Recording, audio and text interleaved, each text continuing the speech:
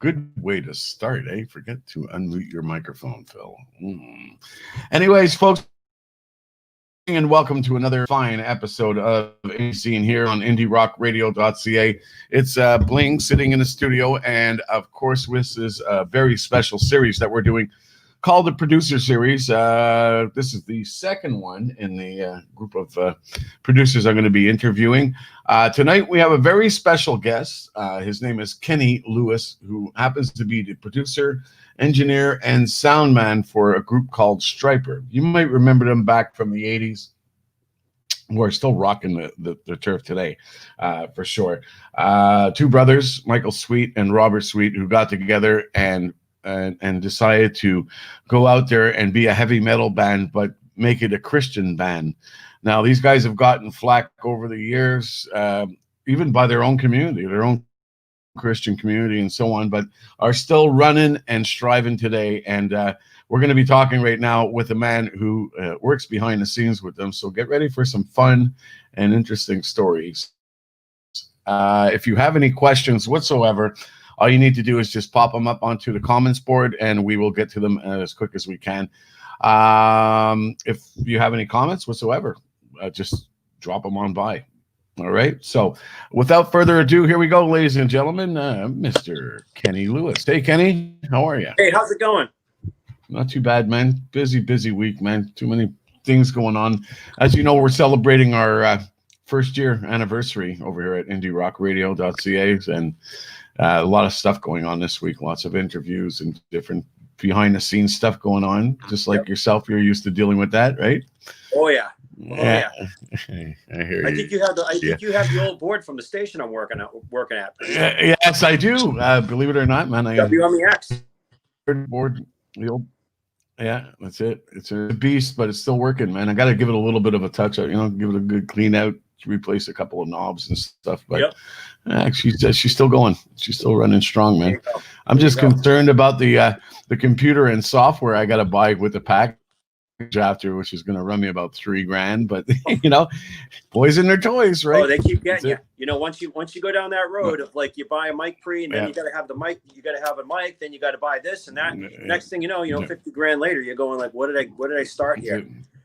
Yeah, it's just like my microphone here. I'm using a Rode Procaster, and just to get the boom stand for that is like $120 or something like that. It's just a damn stand that clicks to the table. Yep, they get you for that. So at least it's not like a studio, unbelievable, and it has to work only with that. Well, yeah. It's like the studio mics are so expensive. But all right, so go ahead. Yeah. Oh, I can imagine. Yeah. So welcome to the show. I know this is your first time on here. We are friends and stuff, so we'll try to make it look like we're strangers and do this proper.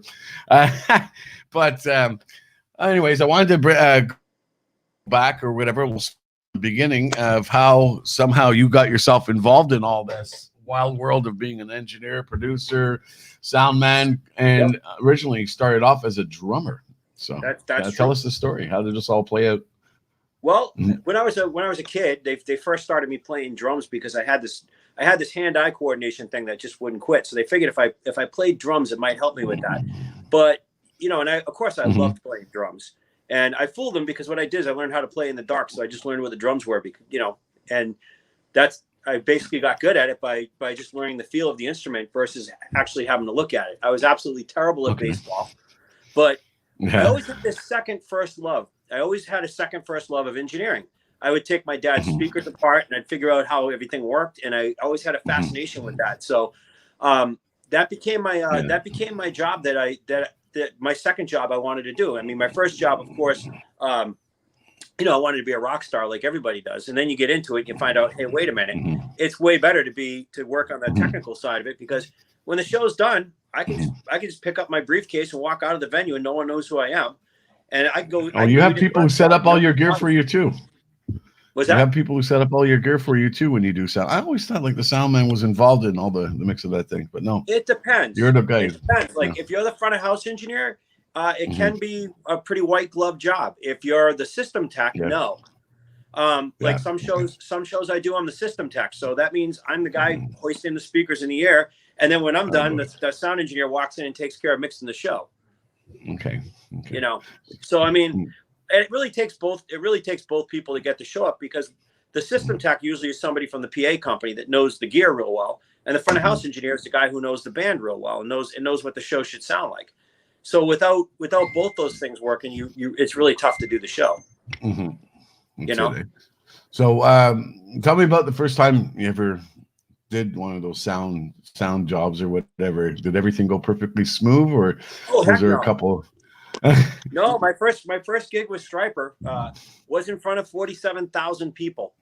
Oh my God! I'm thinking like you started off in a club or something, but no, it had to be Stryper, of course, right? Well, no, that was I did some club gigs before I did Stryper, you know, but my first gig with the band, it's like, this is getting familiar with their music.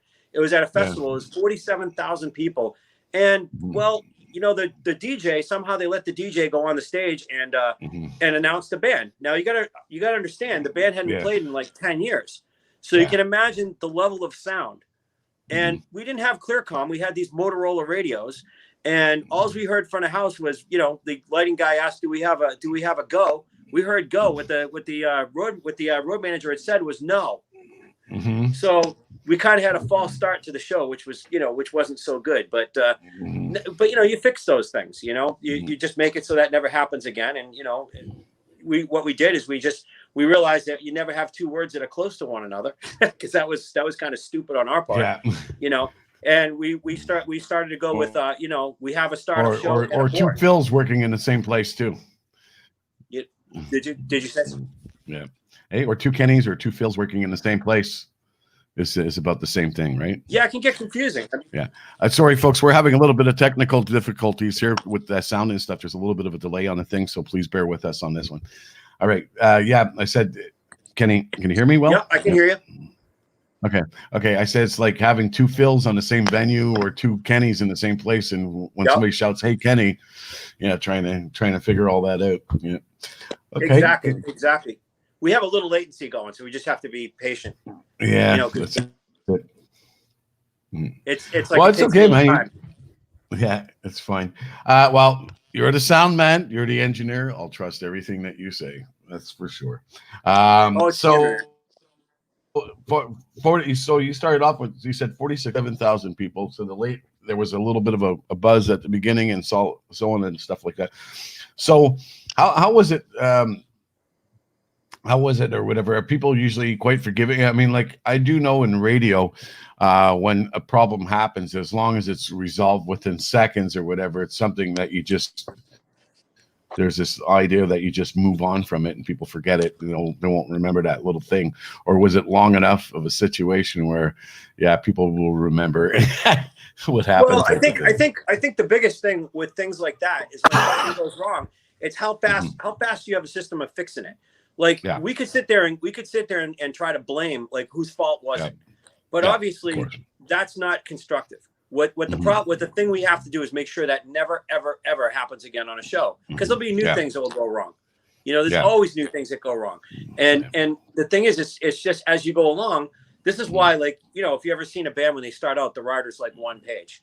And then you get to the point where it's a 40-page rider because things went wrong, and they go, well, we got to make sure that doesn't happen again. Yeah. You know, and that, you know, and so many times, like, those type of things, like, because venues do stupid things. Venues will turn around and go, let's save money versus let's do what we need to do the show. You know, and this is often the problem.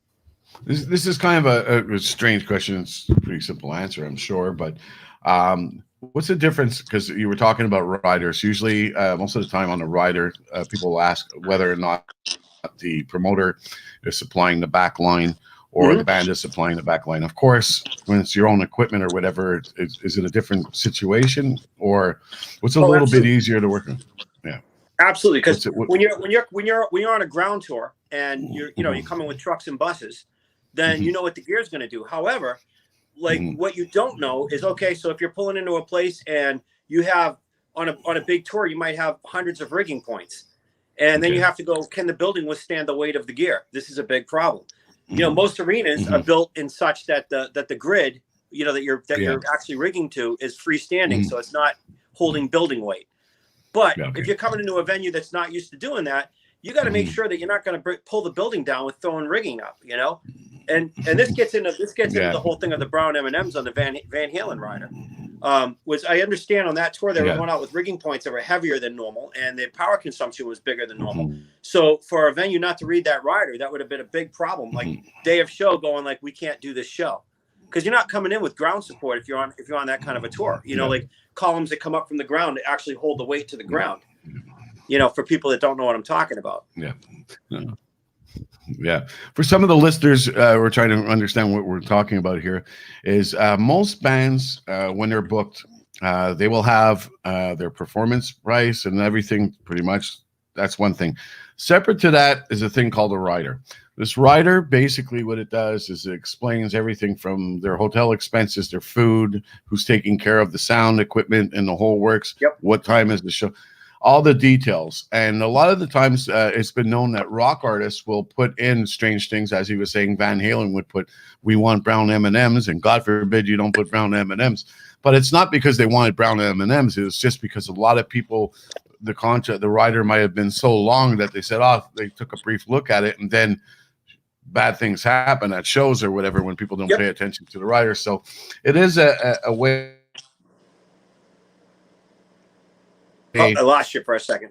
Attention to writers. I've run into that issue myself or whatever, because I worked as a promoter for some shows and stuff in the past, and I had run into that same thing. And if one of them was ridiculous, of course, like I said, I won't mention the artist because I don't want to cause any grief, but they literally had asked for a bar for their bus driver, and I was like, "Are you kidding me? This is not happening. We're not giving you a bar for your bus driver. Nobody's going to even give us liability insurance with that deal going on, you know." So, but if you are a well-seasoned person and you understand, then it's definitely something that the first copy of the rider that comes to you, they want you to read it, and then when you get back to them and let them know, no, and no, they know damn well you read it, and usually they're very lenient about those things, of course, because they're just glad you read the rider. So, well, the other thing that we experience very often is you'd be playing a place like the House of Blues, and the management sends out the Coliseum rider. Yeah. so they go, well, you know, you can't have 400 moving lights. We only have 30, and you're like, yeah, that's fine, obviously, you know, and this is like an ongoing problem that often people in the management office, they're not out on the road with the band, so they'll send out some rider to the promoter that's like absolutely ridiculous for the venue. So when you're doing what's called advancing the rider, which means like as the production manager or the road manager, you're calling ahead and going, okay, let's talk through this. So that was the thing with Van Halen. What they did is they said, we want a bowl of M&Ms with no brown ones. So when the production manager called and said, have you seen the rider? And people go, yep. And you go, have you read it? Yep. Any questions? Nope. You know darn well they haven't looked at it, because that's such a ridiculous request. The first thing they go is like, we're not doing that. Yeah. You know, and then you know that they actually read it, and then you can go, okay, we have room for the 130 rigging points at 2 tons. We have this, we have that, and you have the things that definitely would stop the show. Like for instance, like if you're doing a fly date, like that means the band's getting on an airplane and going somewhere, and they're not bringing gear. Well, that's a big problem if you get there and they go, oh, we forgot to get you a drum set, or you know, your drummer plays double bass and it's crucial to the show, and they got a single bass kit, you know, or they just get the kit from like, you know, some you know, kid band or the local church that can barely stand up on its own, and you hit it once and it falls apart. Yeah, you know, those are problems that you run into. Yeah, definitely. Well, you know, let's bring you into how you connected up with this band Stryper and the other artists you've worked with along the way. I want to dig into that first, because I know that we're talking about certain stories here, and we've talked before in the past. And once we get to this point of introducing Stryper into this, that's just where these wonderful backstage stories get quite colorful, aren't they? Well, yeah, I don't know how many I can actually say. Did you have to sign a waiver with them before the interview, or what? Hey, what's that? Did you have to sign a waiver with Mike before the interview, or what? Oh no, Mike would probably tell you the stories and then some. Oh yeah, there we go. Yeah, no, okay. He's definitely a funny. He's like one of the funniest human beings I think I know. Yeah, he's just naturally funny, some of the stuff he does, but you know. Okay, so tell me, how did you come about getting together with Stryper? How did this big gig happen for you? It was. I know you weren't with them from the beginning, right? You had no. I got involved with Michael in kind of the mid to late '90s. It was right before a record called Truth, and what happened was. It's really, really strange how I met him. I was working with a bluegrass band at the time, mixing front of house for them, and we were on our way back from a gig on Cape Cod, and the bass player said to me, "Hey, you know, there's a Michael just moved to town, and I'm gonna figure out where he lives, and I'm gonna go tell him I'm a Christian bass player looking for a gig." And we kind of went back and forth, and I said, that's really stupid. If God really means you to meet somebody, you're gonna meet him. So he got mad at me and said, "What do you think? God's just gonna have him leave a message on your answer machine?" And I got mad at him. I said, "Well, if he wanted to do that, he could do that." Well, that was Sunday night. Monday night, I got home from work. There was a message on my answer machine. "Hi, this is Michael Sweet. You don't know me, but I'm looking for a drummer and a bass player." And less than a week later, we were in the studio making Truth, and I was playing drums and engineering. Okay. And then after that record came out, Kenny Aronoff ended up doing the real release of it because a producer knew him. But I ended up going out on the road as the sound guy for Michael Sweet's Truth tour. And at that time, they were doing these pickups. They started doing these like Stryper dates. They just started getting the band back together. And so Mike asked me if I would do sound for that. That's how I ended up on that gig. And then they got the call to do the 7 record, which was this thing with Hollywood Records where they wanted to do a greatest hits thing, but they decided to do a couple bonus tracks. And Mike said, would you work on that with me? And would you co-produce? I said, yeah, sure. that'd be great. Yeah. So we did that. And we didn't think about, and then we did the 2003 tour, the Stryper reunion tour. And, that was, I think it was about 50 shows here in the United States. And I don't think we did anything out of the country on that tour, but, it was just basically 50 shows on a ground tour. It was 3 months. And so I was front of house for that. And then what happened is Michael decided to start working on this record he called Reborn. And so we were doing that as a Michael Sweet solo record. And Stryper got asked to do a Night of Praise down at Disney World. So we all flew down to Disney World. And when the band heard what Michael was working on, they were like, we want to do this. We want to do this as a Stryper record. And so that was the rebirth of Stryper. And that's why that record always was a weird record for Stryper, because it really wasn't intended to be a Stryper record. That was actually a Michael Sweet solo record. Yeah, that's the thing. That just to back up and let people know, some of the people who don't know Stryper, what happened was Michael Sweet, lead singer of the band, decided to go and find himself for a couple of years in between with Stryper, and I've recently done that myself. I even posted it. I don't know if you saw it on Facebook. I said I've recently went to to find myself or whatever, and took some time and found out in the end or whatever it was exactly where I found myself. Yep. Yeah. Exactly. Yeah. I mean, the band was apart for 10 years. Yeah. It was 10 years, so it was quite the thing. And after they did Reborn, I've continued to work on the records more as just an engineer, like just doing editing and things like that.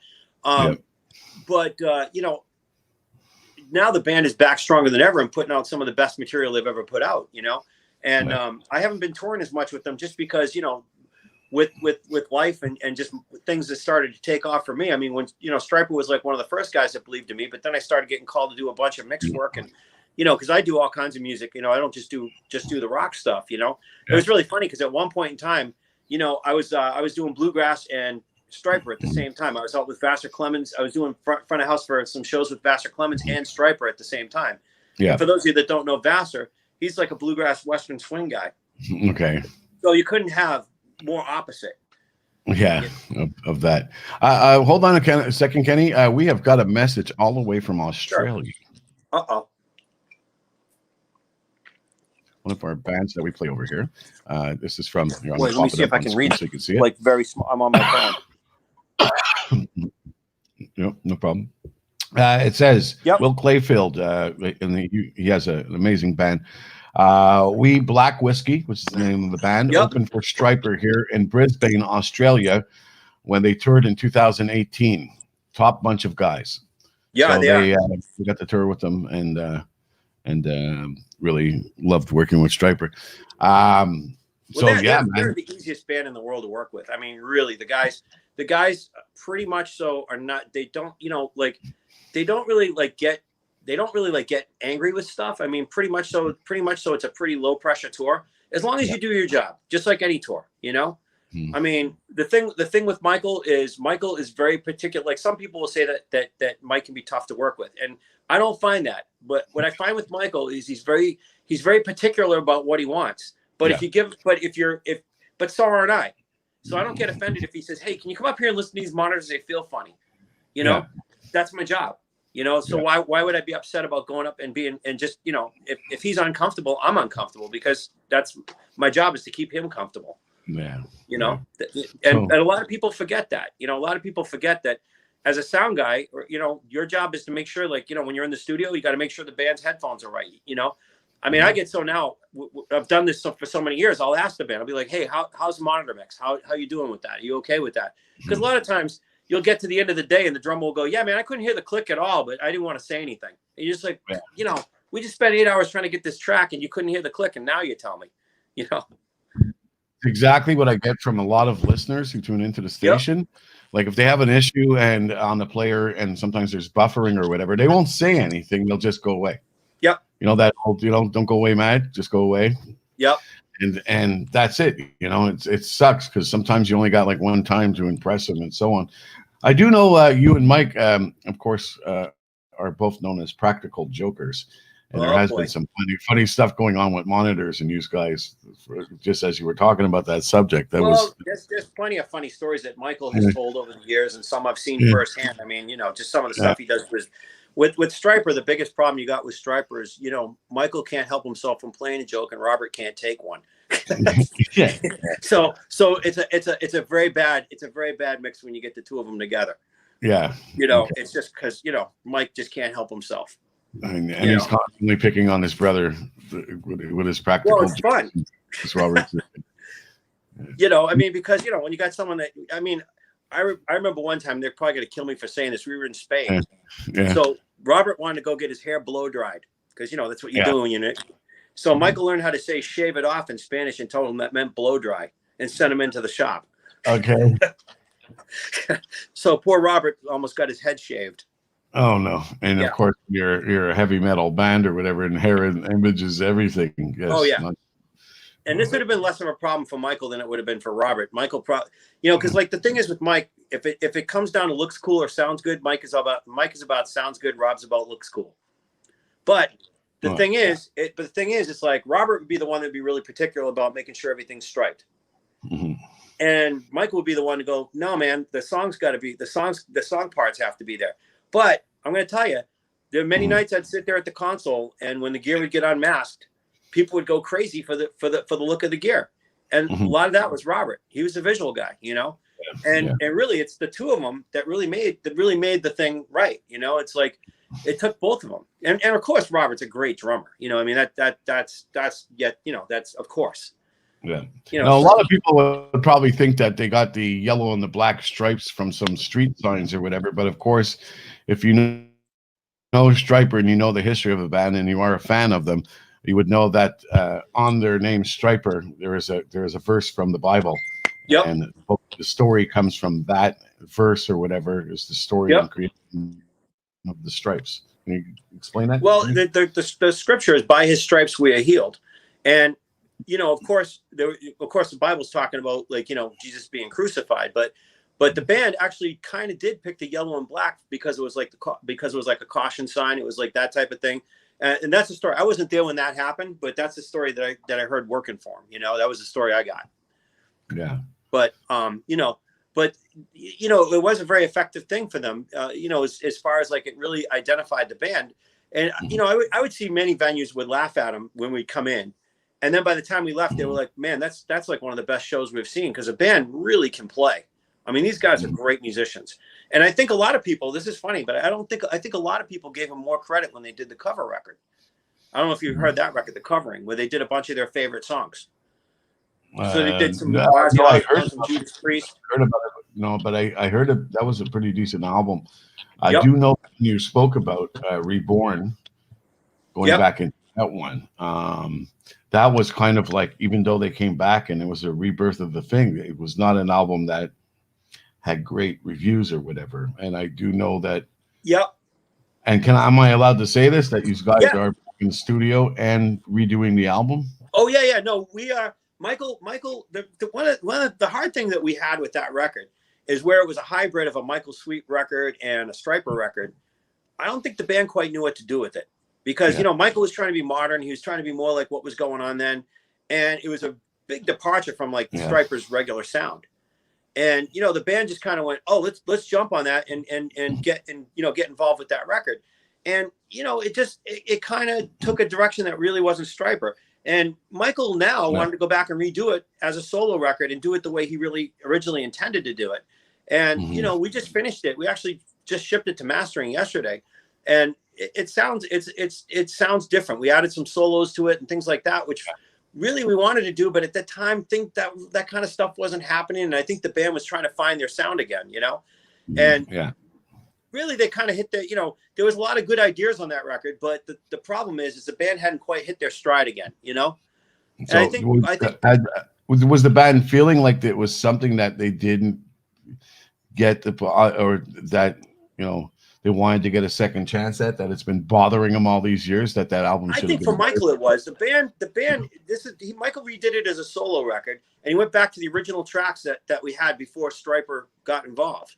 And I think for Stryper, I think the problem was that they weren't quite sure what their new sound was going to be yet, and they just kind of jumped in on this record, and it really it kind of took that record to kind of go, hey, you know what? This is what we should be doing, And, and they kind of found it. They kind of started to redefine themselves, Murder by Pride and onward, And, I think the band has hit their stride again where they said, you know what? Rather than trying to be what these modern bands are doing, let's just be Stryper, which is the right thing to do. I do know that at one time, I think during your career with them, they had decided to move away from the Christian side of things and try and do a real metal album. I think that was around Against the Law time. That was before my time with them. But and I think that's one of the reasons why Michael left. You'd probably want to talk to him about that. But I've heard him talk about the fact that like he felt the band was kind of drifting, and everybody just had to reconnect again. But I can tell you this: being on the road with the guys, they believe what they believe, and they're into that. And of course I am too. But I'm just like, they're the real deal. Yeah, we all have bad days. Of course. Well, basically, I have heard quotations from previous, because of course I watch different interviews and stuff all the time, and somebody had claimed that Stryper, if they had not have been playing Christian music, that they could have been larger than Judas Priest, or they could have been larger than Black Sabbath themselves because of their sound, their music, their skills, their writing. And I thought that was a pile of bullshit, as far as I'm concerned. Well, it's tough to say. I felt that, you know what? I think them being together as long as they've been together and still being able to produce the same albums and the great music that they do over and over again says 1,000 words to me more than if they had to change over. Because when they did try that moment where they tried to change over and do a non-Christian album, how well did that album do? It didn't do as well as so I think it answers the question there. I think Stryper is Stryper. God's given them a reason to do what they do. Absolutely. And you know what? There's no straying away from it. You know how God says there's not two paths, there's one path. Well, I think you got to do what you're called to do. I mean, any artist has to do that. I mean, you have to do what you're called to do, and they definitely felt called to do that, and I believe they are called to do that. And so it's really hard to say like what would have happened if they didn't do that, because but they live that. I mean, so they wouldn't be anything but that, Of course, but you know what? Here at the same time, as I was saying at the beginning of the show, as they're doing this and they're called to do this, they know they're called to do this, and they they're even like, people start talking whenever they first start coming out, and we're like, who are these crazy guys throwing Bibles out into the audience and stuff and playing, in a world where metal was supposed to be toughness and the devil and all this stuff, and this, the more tough and the more evil you were, the better, more rock and roll you were and stuff like that, and whoever created that image or whatever, Well, you got to understand a lot of the bands that did that. I mean, you look at a band like Black Sabbath. And they had to have that image because Ozzy's not a killer singer. And let me clarify that. He's a great artist, but there's a difference between great singer and great artist. Yeah. Like if you just put him on American Idol, it's not going to work. Because he's a personality. He sells the song with his personality. And of course I love Ozzy. So like no emails, please. But you know, they call him what's the name of the other what's the name they call Ozzy all the time? Anyways, refers to the devil and all that stuff. But the funny thing is I'm pretty sure the man himself is a very solid religious guy. Very solid religious guy. And I heard stories that Black Sabbath got their name because they had a crucifix on stage one time and the thing fell and it ended up upside down on the stage. And ever since that time, they created this whole image of Black Sabbath, you know, this whole image came about from it or whatever. I think that's where heavy metal started doing and portraying itself in the way that it does. The thing is, you got to understand something. Now, if you look at Black Sabbath's lyrics, you're probably going to see that they're not as dark as you think they are.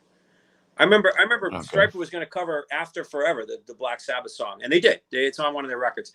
I remember talking to Mike, and I had never read the lyrics, and he said, "Have you read the lyrics?" I said, "No." And basically, the song's about, do you have the guts to stand up for Christ? Like, arguably, you could say that's a Christian song almost. You know, I mean, and you go, huh? And you know, but the thing is they had to have that dark image because that image sells records. But I mean, you think about Ozzy, what's his big hit? You know, Crazy, but that's how it goes. Millions of people living as foes. Maybe it's not too late to learn how to love and forget how to hate. That's not the dark. You know, that's not dark. You know. Yeah. Now here's the thing though. Stryper, along with many other artists throughout the 80s and early 90s, there was of course. Now I'm Christian, you're Christian. Yep. There's a lot of us Christian. Now a lot of people have this perception that because somebody's Christian that they have to walk around with a halo on and our wings are already on earth and that we're, you know, it's you know, you got to dig a little bit deeper to understand what a Christian is all about love and respecting and loving God and all that stuff. As for pretending that you're angelic on earth is another thing, but a lot of that I like to say there's two sides to our religion, and one of them is that you got the extremists, and then you got the people who are normal, natural Christians who believe in God and you know live every day, and one of them was Jerry Farwell, who started along with these people, and they were into this whole censorship thing back in the day, so one of my guests tomorrow night is Rob Halford from Judas Priest. He and the band went through a major situation when two young teenagers decided to have a suicide pact and put a shotgun to their face. One of them died and the other one lived. The one who lived, of course, his mother, being Christian alongside the church, decided to take Judas Priest to court and make them a whole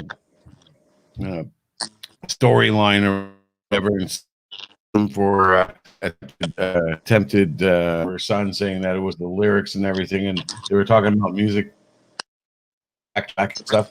And you know, when I think about that, I was thinking about Stryper, and I was thinking about Dee Snider, and I was thinking about Ozzy too, because Ozzy went through it too. They took him to court also, and it was this big vigilante Christian group that was saying, "Oh, there's hidden messages in this music and all that stuff." And this is a time when Stryper was coming out, and even him, he got up and he denounced them on TV on one of his broadcasts or whatever. Pulled out the Stryper CD and said, "These are false prophets. These guys are full of shit. They're not Christians at all, or when we're playing this music and so on." Now, being guys, I think, who are in a group like that, okay, and their mission is to deliver the word of God through their music and so on. Yes, the music, they were trying to show that the music is not about what is evil. It's about the lyrics and the content, and so on the thing. So they were trying to do the richest thing, and here they are being shot down by Christians. Yeah. You know, I mean, how did my deal with that? I know it actually did take its toll on the guys. I mean, I know that, you know, that they felt horrible about that, but you also have to understand that, when you're out there doing something like that, I always love the quote, preach the gospel to everybody, and when necessary, use words. It's just like, look, you got to live it. Because if you walk into a club and you give everybody a hard time, you're like, F this, F that, F this, F that, and then you go praise the Lord, no one's going to believe that, and, but you should go out. I'm just saying that you're cutting in and out, so I'm having trouble hearing everything you're saying. Sorry, no problem. Here, I was just doing something as we were doing that. Okay, go ahead. No, I was just saying. Like, one of the biggest things that we always used to talk about with the crew is like, we got to go into a venue and we got to represent the band right. You can't just walk in and be jerks and mistreat your opening acts and do all that kind of stuff. Because if you're acting like that, basically you've just negated the message of the concert. And it's like, and you're giving them fuel because people are watching that. People are going to watch that more than they're going to listen to the lyrics of a song. Yeah, but where I was going with this is that. Doesn't that, like, after so many years, like, it could have been maybe part of the reason why Michael had left the band for a while too, or whatever. It was just that, even Jesus went through his trials and tribulations, man. You think it was easy for him? No. So having the guys go through this throughout the years and having their own people saying what they're doing is wrong and everything, but meanwhile they know they have to stick to it or whatever. Yep. It could be a little bit tiresome after a while too, or whatever, being criticized by absolutely, but that's the hard thing. It's like, everybody always says, about church music. They're like, well, what's the right church music? Well, when I was serving on the board at a church, we actually had a guy come in and say, well, we know that the organ is the most Christian instrument. And obviously this guy never took a music history class, because I'll just educate everybody right now. The organ was originally invented by the Romans to drown out the screams of the Christians as they were being eaten by the lions. Okay. But here's how it made it into a church. When they built the great cathedrals, they didn't have PA systems, right? So basically what they'd have to do is they couldn't hire 4 string players. They'd have to go, well, we're going to have to hire 25 or 30 string players. And someone said, hey, you know what? If we put one of those organ things in here, we only need to hire 1 player, add a bunch more pipes, and we just have a bunch of slaves that will pump the bellows. And then we can only have to pay 1 guy on a Sunday morning. And so they went, okay, let's do that. So actually the organ doesn't have a great history, if you want to argue instruments. So and of course, a lot of the great hymns that we have now started as drinking songs in the taverns. And then, people did exactly what the Christian. By the way, I think Bose would disagree. What's that? I think Bose would disagree on the church organ thing. That's pretty much where they've created their whole sound platform. Sure. Did you know but that? Of course, back when the organ was invented, Bose was long to be invented. Sure. But the thing is like, go figure that again, they try to figure out how not to pay musicians, right? Yeah. There you go. There we go. We get it again. But yeah, that's a true history. Okay, so going back to that, the funny rhetoric or whatever you were saying, lots of jokes and stuff between Robert and Michael, and of course you've been part of the end of these jokes and stuff sometimes too. Kenny was telling me a story about one time. I asked him, and I'm going to ask you again. Okay. About Michael is it true Michael throws out like a lot of Bibles at the? Oh boy, I know where this one's going. Would you? Yeah. I still have the one he threw at me one night. Yeah. We were just talking about this. Michael, being the practical joker that he is, one night decided to aim one of the Bibles right for my faders and wiped out half my show mix by taking it out with the Bible. So I was really mad about that. There you go. I didn't surrender. Yeah, no. It was just like, I'm like, really? You just knocked out half my mix for the show? Because it was my one chance to get a drink of water. So I bent down to get a drink of water. I hear something hit the board. I look up and there's Michael grinning and a Bible sitting on my board. I'm like, thanks a lot. You just knocked out my faders, Yeah, of course. Does he know that you got back at him in some way? Well, I'm trying to remember what I've gotten back at Mike many times. We go back and forth. Something about that he likes a certain specific amount of monitors on stage. Well, he likes ridiculous amounts of monitors on stage. But yeah, I mean, there's been many things. Generally I don't mess around with these monitors because that could hurt the show. Usually the stuff we do to Michael, like one of the things we did to Michael is he loves his Starbucks.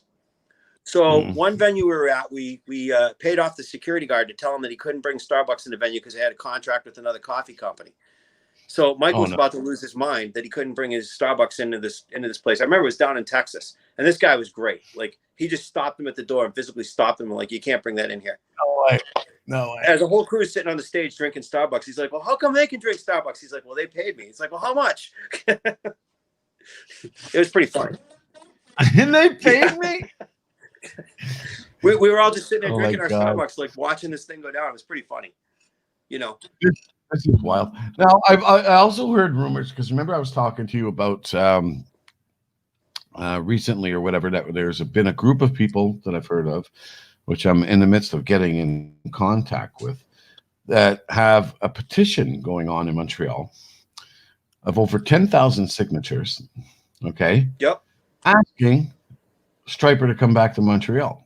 It's been since years. I know, but they're not, I don't know what channels they're going through or whatever, and they're probably just thinking, nobody's listening to us. Well, maybe they're not contacting the right people. Well, we are the right people. Yep. So if you want something to happen in Montreal or whatever, that's fine. Now, a lot of people, there's been rumors that Stryper wasn't too impressed with the venue when they did come, due to the fact that they had asked that there be no alcohol served during this show or whatever, and that the venue was selling alcohol or whatever at the venue, and there was an issue. I don't think that's true. Or is that just I doubt that's true, because we played many venues that served alcohol. I mean, most of the places we played served alcohol, so I would doubt that's true. Okay. I mean, because I know when we played, I know when we played this, and it could be something that the promoter did. That doesn't sound like a band request. Because, like I said, when we played House of Blues and stuff like that, they were definitely serving alcohol. I think it's just a wild rumor that's been created, because for them to have a band play here, do such a great show, and I think these guys packed the house that night. You were there, and to not have come back in, what has it been, over 10 years? Yeah, 12 years or whatever since the show. I think it was 2009. Yes, 2009. So it's been quite a few years since these guys. And Montreal loves its shows. Trust me, it's probably one of the best crowds for most bands to play. Yep. They'll always rave about a Montreal crowd, because Montreal really gives it back. Okay. And in fact, when they relaunched our wonderful wrestler Hulk Hogan or whatever, when he came back from Bad Boy with the NWO, they launched this in Montreal. It was that live that I was at the venue. Jesus, I never saw everything rumble so hard. The crowd was just taking it to the place. They didn't even catch the audio feed right on that one, but in the stadium, you felt it. It was like a huge rumble to the crowd, just the cheering and so on. Incredible stuff. Let's hope we can get back to crowds like that. Yeah, definitely. I think there is a thing for Stryper happening over here in Canada again, and it'd be a matter of getting the right promoter to just contact the management and bring them in. I'm sure. I don't know any reason why they wouldn't do it. Yeah. Well, definitely. If they come to Montreal, I want to get together with them, because we want to be a part of it. IndieRockRadio.ca wants to be a key sponsor to them coming back over here, and definitely. We have a new show we got coming up starting next week, because there was a little bit of technical glitch, another thing I was dealing with this week, and his name is John Blakemore, and he's going to be hosting a show, by the way, of which we named after a Stryper song. It is a Christian rock show. It's called The Valley. Okay, and John is an amazing person, good friend. I get free coffee from him, which is really cool. There you go. He gives me shit. He's like, "Are you coming for your coffee or what?" And I'm like, he says, "You're a great guy," and I says, "You're the one giving out the free coffee." "Yeah, but I don't have cool friends like you." I said, "Okay, whatever. I should be buying you coffee." There you go. So But John's really cool, and he one of the reasons he wanted to host the show and why he's a huge Stryper fan, by the way.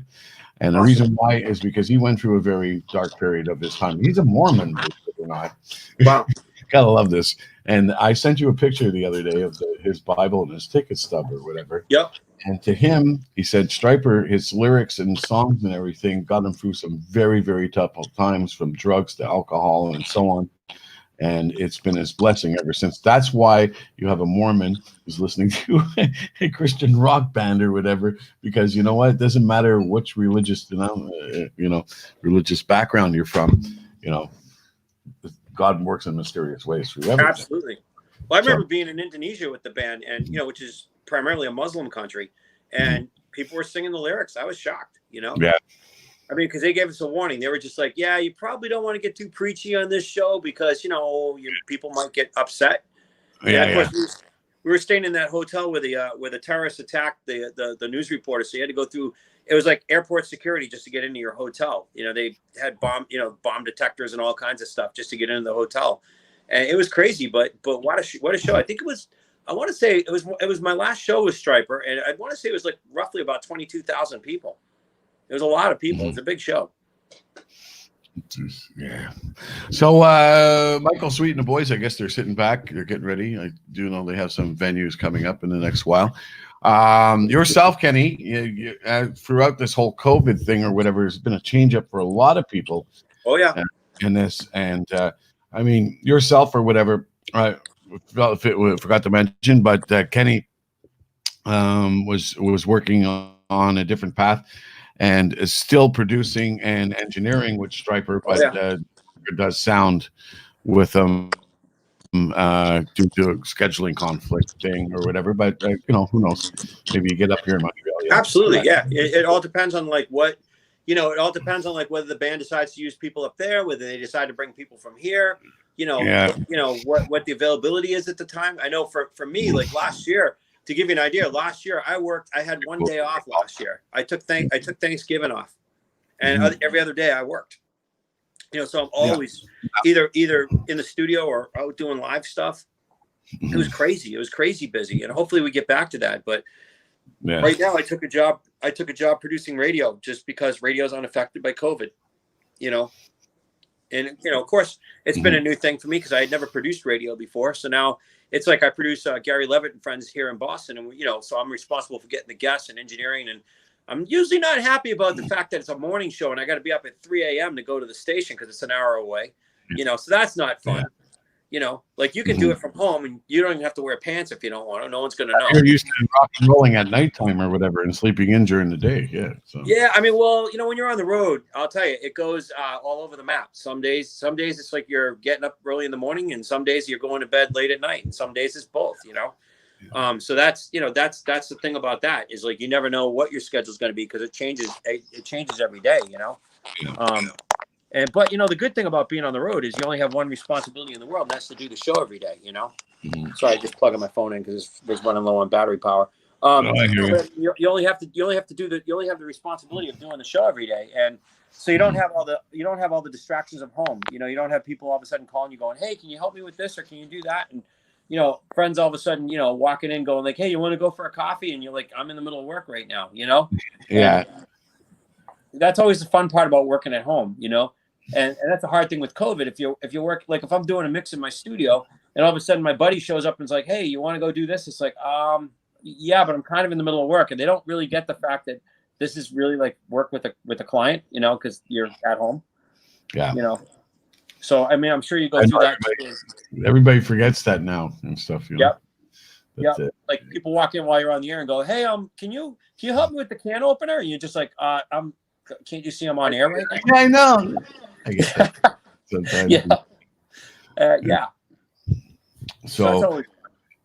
Or the dog all of a sudden starts deciding that she's going to get noisy. She's in the back laying down right now, but some days all of a sudden she decides she's going to start yelling and screaming while I'm working. Yeah. Well, definitely. I mean, it's been a rough ride for everybody. I mean, you're also throughout the years of doing all these shows and stuff. Yeah, as Will was saying, he's backed up Stryper, and worked beside them. There's been a lot of different bands and stuff that you've met along the way.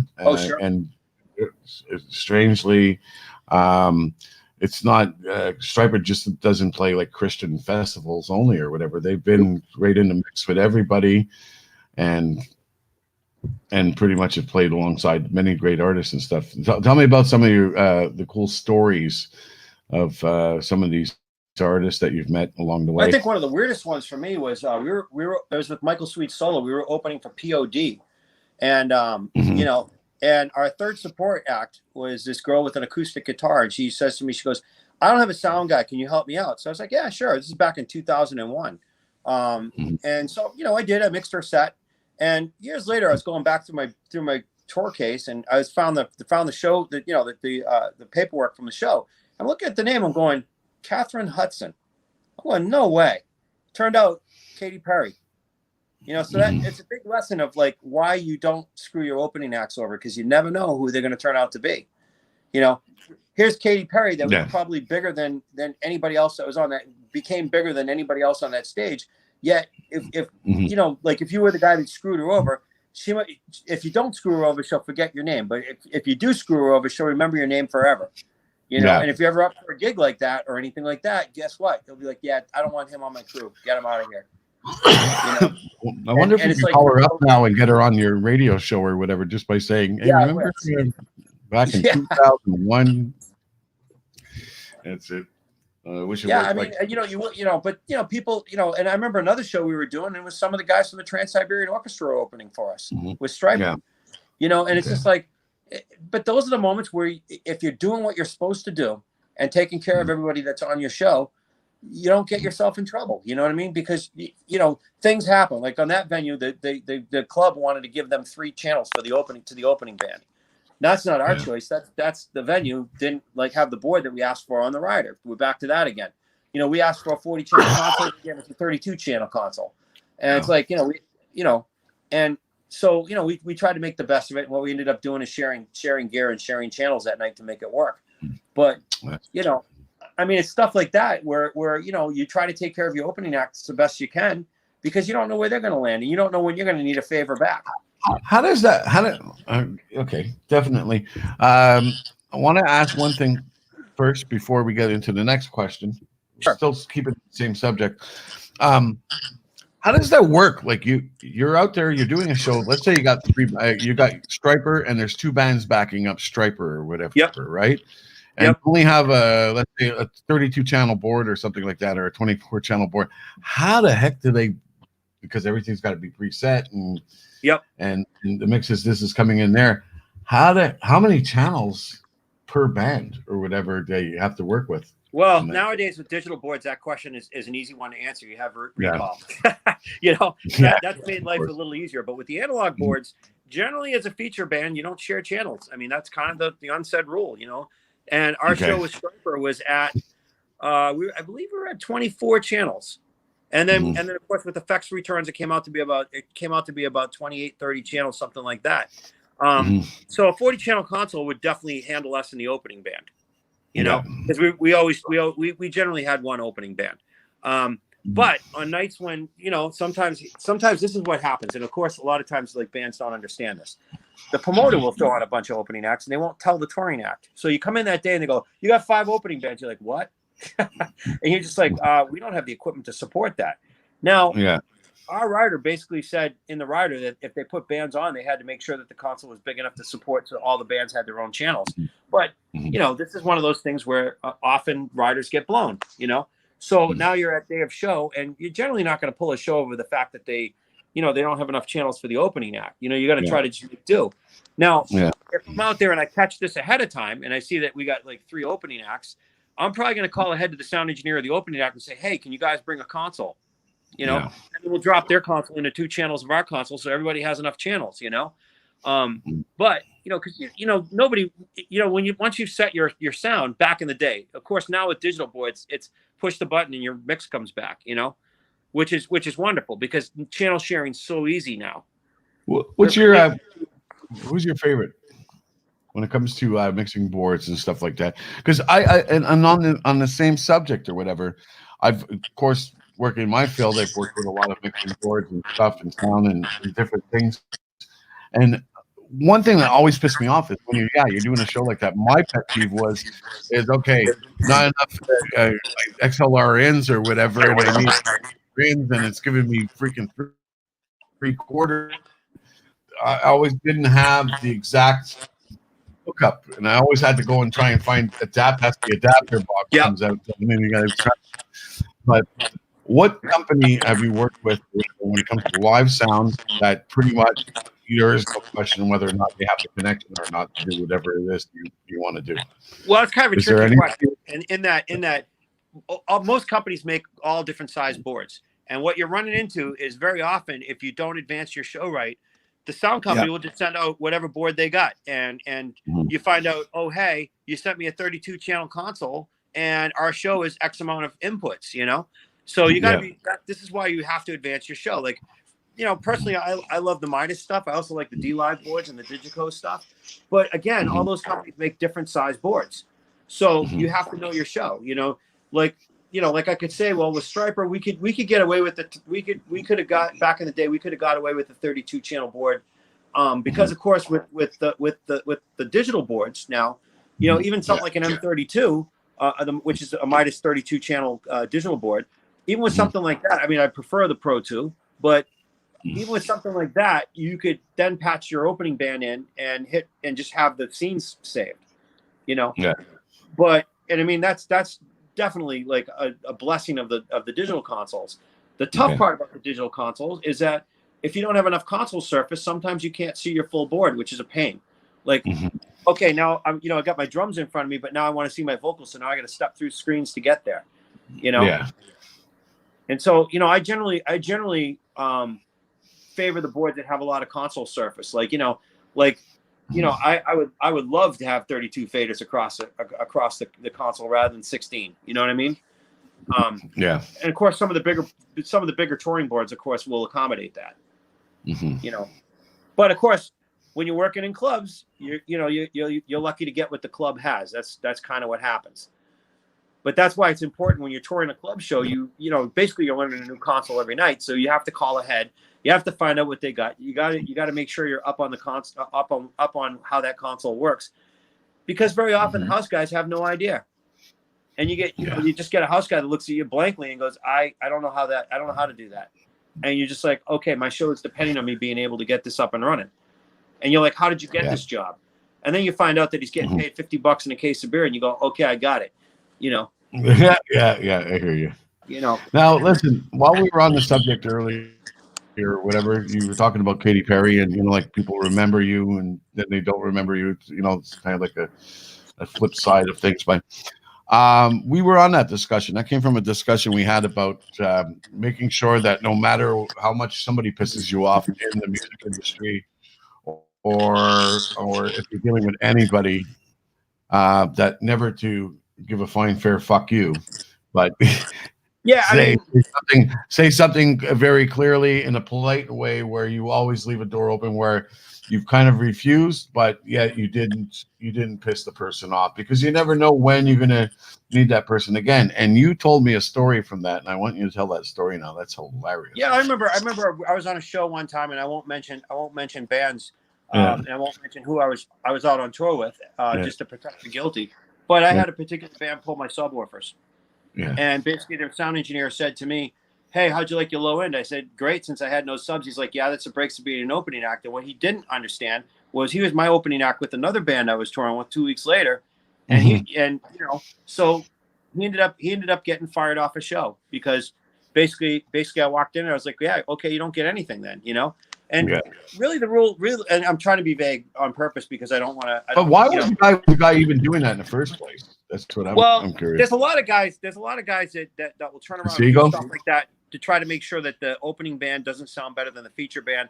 And my attitude always has been, and I'll tell you, the guys in Stryper always have been like working with those guys, and I can mention that because our attitude always was, get the opening band to sound as good as possible, because you know what, our fans have paid good hard-earned money to come to this show. And why shouldn't they have the best of what we can give them? You know what I mean? Yeah. And that was always our attitude. Like, if we can do something to help the opening act, absolutely do it. Because we want them to thrive and sound good, because you know what? It's our fans that are paying money to hear that band. Mm-hmm. And so why don't we want them to sound good? You know?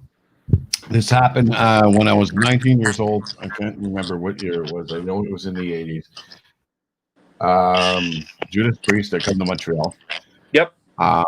John Bon Jovi were just starting out. Then they were a backup band, and they were playing alongside Judas Priest with Wasp. I'm standing outside the Montreal Forum, and I said, "Hey, let's go." This guy comes running out, and he goes, "Hey, man, you got to come in. You got to see this band. It's incredible." Because usually you don't go in and see the backup bands. It was just, you'd be outside, get tanked up as much as you can because you couldn't bring the stuff into the place. That was back in the day. So we ended up and it was Jovi. And I think they did a music video. They filmed a music video from it or whatever. One of their music videos where he's swinging from the rafters in the place. Yep. That was in Montreal. They were the first backup band that night, and they took the place by storm. They came back and were the headlining act at the Forum, and they had gone double platinum, I think, with Slippery When at the time. Yep. So it is incredible. It is good that, like you said, smart guy says, okay, make my beginning of my starting acts or whatever sound just as good. It's a warm up, similar to like what I'm doing on Saturday nights. We got this brand new DJ starting up with me. Amazing guy named Jimmy Spencer, and he's got a really good show. And I think it's great collaboration and a great warm up, gets the crowd going. And then we can continue it on after, because you can't do it forever. That's it. 3 hours is long sometimes in radio. But yeah, I got a funny story for you. When I was a little kid, my dad took me out to see the James Cotton Blues Band. Yeah, and there was this band that opened up for him, and I won't mention names to protect the guilty. But I remember they had this Leslie, and I remember I was telling you that I was always fascinated with sound. I had never seen a Leslie before. And the singer took me up on stage and showed me how this thing worked. Because it was basically a Leslie, for those of you that don't know, is a spinning speaker they use on an organ to give you the tremolo sound. And I remember telling my dad, I'm like, that band's really good. I love that band. It was a band called Aerosmith. Yeah. They were playing this little dinky club, and they were a cover blues band back then. So I got to see Aerosmith back in their club days. Oh, geez. And Steven Tyler was the one who took me up and showed me like how a Leslie worked. And I'll never forget that. Oh yeah. Yeah, I mean it was pretty cool. Okay. Well, that's so much for. That's one of my main questions I asked all my guests or whatever, and it's the one I wanted to ask you next. Is unless you just answered it or whatever, I always ask my guests. I say, "What's your greatest rock and roll moment that you remember?" Most of the time, it begins with there was this one time with Lemmy, but. Well, for me, it was more of a pop artist. My buddy was the drummer for the Joe Perry Project, and so we went to meet up with Chester Thompson on back at the hotel on a Genesis show, and Phil Collins came out to our table, and he had this Hawaiian shirt on, orange pants and red sneakers, and I was like probably 21 years old at the time. So my first words out of my mouth to Phil Collins were, "What happened? A crayon factory blow up on you?" No way. Yep. And his response? Oh, he was just like, "What? You don't like it?" I'm like, "Dude, that's loud." That was his sense of humor. But he's a funny guy. He was a nice guy. Yeah. But yeah, that was funny. But of course, at that time, that was a big deal to me. Because for me, I always listen to all types of music, So for me, it was like I listened to heavy metal, I listened to pop, I listened to everything. It sounds like they might have been filming "I Can't Dance." What's that? Maybe they were doing a music video for "I Can't Dance." Well, this was because remember you dressed weird for that video. You never know. This was on the Invisible Touch tour though, so this was before that came out. Before, eh? Oh, yeah, this is probably like 86, 87, I want to say, somewhere in that ballpark. It was right around the time when like he had just done No Jacket Required and just done that tour, and then Genesis was back out on tour, and it was one of those moments, It's just like it's we've had a number of those moments. My buddy that actually, he probably would kill me for saying this, but my buddy's one of these guys that like he can talk a dog off a meat wagon. So one night we none of us had any money because we were kids, and so we went to the Ritz-Carlton, and I guess he found out Def Leppard was staying there, and somehow they thought we were with Def Leppard, and we ate this great meal, and I guess they stuffed it on their tab. I got to share that story with Joe Elliott. I was in New York. That was hilarious. I was in New York one time, and it was funny. There was this girl at the bar, and she was trying to give us the New York hustle, where she was ordering all kinds of drinks and food, even, and all that. And meanwhile, we had to, flip the tab and everything. She was thinking we were going to flip the tab. So what did we do? We ended up all slipping out. I slipped out, and then they came looking for me. And then when they came back, and he says, "Did you play it the next morning? We're sitting at like a diner in New York or whatever, and we're all over it. We go, did you pay the bill? No, I didn't pay the bill. I thought you paid the bill. No, nobody had paid the bill or whatever. It's like, oh yeah, looks like that New Yorker got hustled back or whatever by a bunch of three Canadian boys. Well, I think the worst one that happened was one night we were at this hotel party, and probably shouldn't say this, but Europe was there, and the drummer from Europe got a little tipsy, and he decided that it was a good idea to jump into a water fountain at the hotel nude. I don't want to say that we were egging him on at all. Of course not. But he thought that was a good plan. It's not standing there with your Starbucks coffees, right? Like hey, of course, standing there with your Starbucks coffees, you weren't egging them on, were you? No, I mean, for me, I don't drink, so I was totally sober to watch this happen. So, no, that's. I thought it was pretty funny though. I laughed. Oh, it is. There's some great rock and roll moments, I'm telling you. Now, one of the another funny thing or whatever, a quick fact just before we're gonna end this thing up. There's a gentleman out there in the rock business or whatever, and is behind such great licks as down, Steve Miller Band, Kenny Lee Lewis. Oh yeah, he's a good friend of yours, and this is how you guys. Because pretty much you share the same name. He is the guitarist of the Steve Miller Band. And he's actually currently the bass player. Yeah. Huh? But he did play guitar with the band, but he's currently the bass player. Oh, currently the bass player? Yep. Yeah. That's it. So he's behind some of the great licks in the Steve Miller songs and stuff too. Kenny Lee's a great person, great guy. Mm-hmm. We befriended each other. This is a funny story. Now tell me how you met. We have the same name. And then we found out that we have a mutual friend, Marty Walsh, who I work as a mix engineer for Marty. He was in the band Supertramp, and so one time Kenny invited us out to see the Steve Miller Band, and I went out, and next thing I know, Marty's there too. I'm like, Kenny too? It's like, oh yeah, man, I played on this. We used to play on records together back in the day. It's just like, it's just funny how small the community is.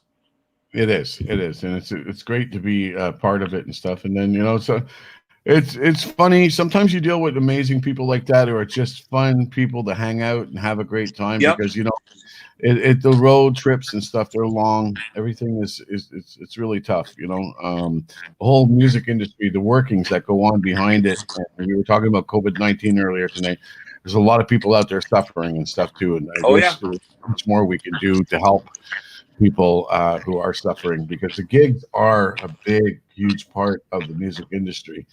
There's a lot of people who are employed throughout that, absolutely, and stuff like that, and it's even church events and stuff. Because I know that you also do sound for some large churches also. Absolutely, and all those congregations or whatever, they're stopping them from having services and stuff too. So it's putting a lot of people out of work, and a lot of people, this is their bread and butter. They've been used to this for years, and so hopefully, God bless, we'll get through this, and we'll all be out of this in no time or whatever. Until then, I think we might have to take a little bit this as a learning experience and redefine ourselves in a way. If what doesn't kill us only makes us strong. Did you catch that? Nope. It's like you cut out in the middle of it. I said what doesn't kill us only makes us stronger, right? So we're probably going to learn some techniques, if anything, from this or whatever, because it's a changing thing. We've had to readapt. We've had to, me as a radio station, I'm used to promoting, selling, pushing, creating venues and stuff. There's not much I can do when, so this is the best I can do is try and entertain people with some really cool people like yourself from the music industry. And Want to thank you very much for coming on by. Oh, here you're very tonight. welcome. Thank you for And having me. you're definitely welcome back anytime as a guest over Awesome. here. And yeah, it's been a gas to have you here. You're always part of the Indie Rock Radio.ca family. That's for sure. Absolutely. Thank you. Gonna have to get you guys official T-shirts and stuff. All right, So there you go. that's it. And you guys have T-shirts and all that? Oh yeah, well Okay, cool. I work on the swag a bit sometimes. Yeah, sometimes. There you go. That's it. Swag does come out. The swag does come out, man. So, all right. So, Kenny, I'm just gonna end off the show here. You can stay around. I'll talk to you in a couple of seconds. Okay. We go off air. All right, and hold on, a little cookie, and there we go, folks. That was part 2 of the producer series. I want to thank our guest Kenny Lewis for stopping on by tonight with some really cool stories about working alongside with Stryper and stuff over the years. And I didn't want to get too much out on this one because I love to have Kenny back as a guest again sometime in the future. And if I can grab the whole damn band along together with Kenny, I'm pretty sure some of the stuff that we'll hear story-wise or whatever will get quite crazy. So anyways, amazing man, great producer, great engineer. If you're interested in finding out how to contact Kenny, he does produce indie bands and different bands. If you're interested in working along with him, all you have to do is go to our website. There is already a link there for Kenny Lewis, his production company. And till then, we'll see you again tomorrow night for our interview with Rob Halford on his new book called Confess, here on IndieRockRadio.ca. You've been listening to Indie Scene with Bling, our special podcast series. This has been the producer series. God bless you all. Stay safe, and we'll see you all next time.